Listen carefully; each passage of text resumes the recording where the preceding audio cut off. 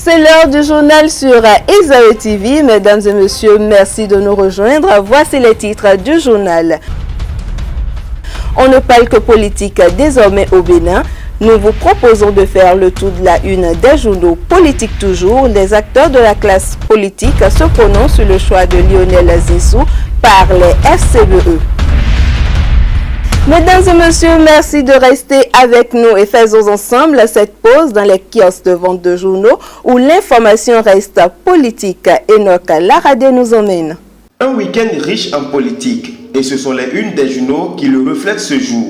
Commençons par le quotidien L'Informateur qui titre en manchette que dans les tractations pour la présidentielle de 2016, Koupaki rend une fois encore visite à l'ancien président de la République, Nicéphore Soglo.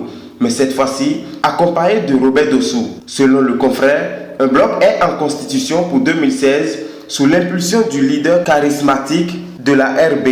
Dans la course à la Marina, Koupaki n'est pas le seul sur la liste.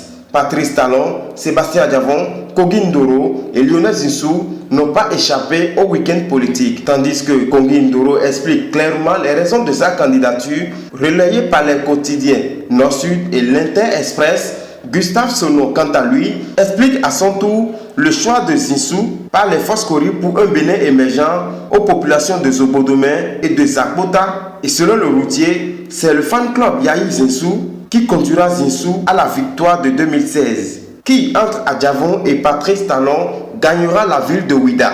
Celle-ci réclame la candidature d'Adjavon, mais Talon s'engage déjà pour le développement de sa ville natale. L'informateur détaille que c'est au cours de la célébration de la fête de Ouida que le richissime a pris son engagement pour le développement intégral et intégré de sa ville d'origine. Finissons cette revue avec le deuil dans le showbiz béninois. Le quotidien La Source nous informe que la première femme chanteuse de la musique moderne, Edia Sophie, s'en est allée. Vous le savez sans doute, l'Alliance Force-Kori pour un Bénin émergent, FCBE, a déjà son candidat pour la présidentielle de 2016 en la personne du Premier ministre Lionel Zinsou. Suivez ce qu'en pensent deux acteurs du monde politique et social. Ils sont au micro Esaü TV de Kader Achiro.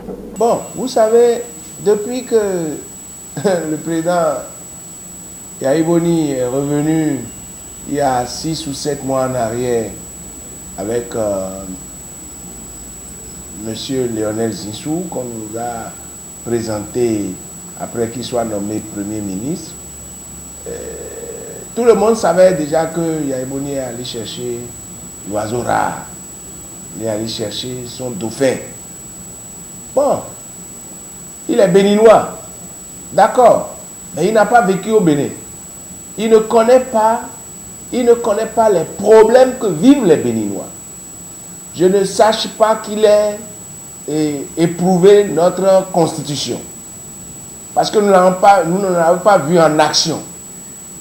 Bon, maintenant, ça a tourné, et on nous dit que c'est lui qui a été choisi par la mouvance présidentielle pour représenter la mouvance à l'élection présidentielle de février 2016.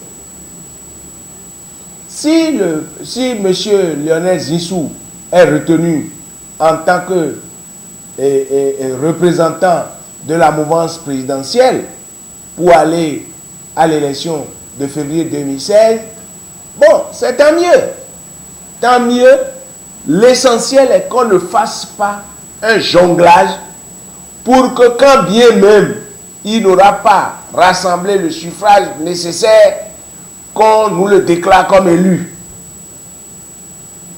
Parce qu'à l'allure où vont les choses, c'est tout comme on veut déjà l'imposer pour remplacer le président Yahi Boni. Or, nous ne sommes pas ici dans un jeu de nomination, mais nous sommes bel et bien dans un jeu d'élection. Alors moi, je préviens déjà les futurs candidats qui seront les challengers de M. Lionel Zinsou, qu'ils doivent doubler de vigilance et doivent être éveillés pour qu'on ne les dribble pas. Vous savez, pour ceux qui sont allés à l'école, après la lettre Y, quelle est la lettre qui suit? Donc, Zinsou est naturellement le candidat qu'il faut pour succéder à Yahi.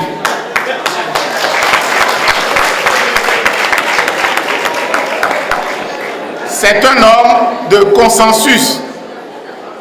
Et c'est le consensus qui a mené à ce que les FCDE portent le choix sur Lionel Zissou.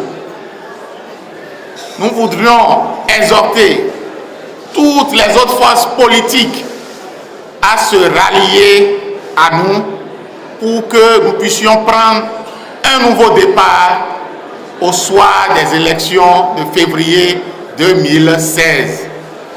Le Bénin est à un tournant décisif de sa vitalité démocratique.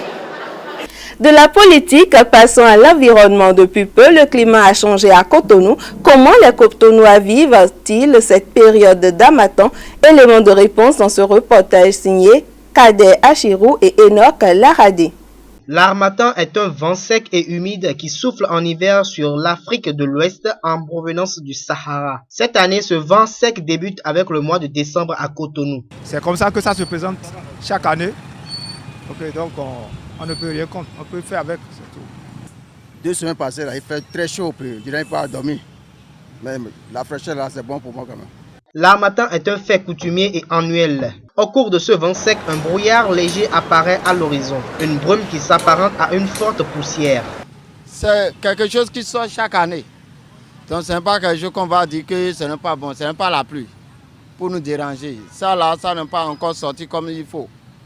Et ça sort plus que ça. Ça a la force plus que ça, mais la manière que ça a sorti là, en tout cas moi, je me suis intéressé.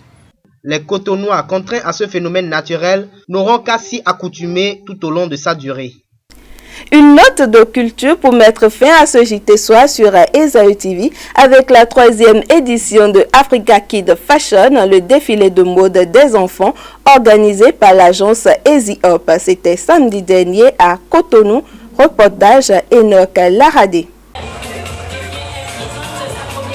Non à la violence faite aux filles. C'est le thème développé cette année autour de l'événement Africa Kid Fashion qui n'est rien d'autre qu'un défilé des enfants autour d'un idéal. Une 3e édition placée sous le respect des enfants du Bénin en particulier et ceux du monde entier en général. Une soirée de défilé de mode des enfants déroulée dans une ambiance conviviale. Autant de catastrophes, je dirais, entreprises. S'il faut rappeler les histoires de Boko Haram et autres, toutes ces jeunes filles qui ont été violentées, de toute forme de violence, nous voulons vraiment dire non à ce genre de choses. Nous savons tous qu'aujourd'hui, les femmes aujourd'hui ont pris le pouvoir, donc nous nous préparons déjà les jeunes filles d'aujourd'hui. Et pour un monde d'épanouissement, un monde bien pour nos femmes de demain, il faut déjà qu'on prépare un milieu sans violence aujourd'hui pour ces enfants-là. Les enfants venus du Bénin, du Togo et du Niger ont dans leurs prestations exprimé l'innocence de cette couche sociale et le parrain de l'événement, quant à lui, ne regrette pas son choix. Africa Kid Fashion, c'est non seulement la promotion des jeunes, donc des jeunes talents, donc des jeunes stylistes en herbe, mannequins en herbe on va dire, mais c'est avant tout, c'est une œuvre sociale. Toutes les recettes de cette soirée seront reversées en fait aux jeunes filles du centre de formation de Don Bosco. La 3e édition de Africa Kid Fashion se termine en couleur et la prochaine s'envisage avec plein d'innovations. C'est la fin de cette édition du journal. Merci de nous avoir reçus chez vous. Rendez-vous demain pour un autre JT Soir, même heure, même site, www.esautv.com.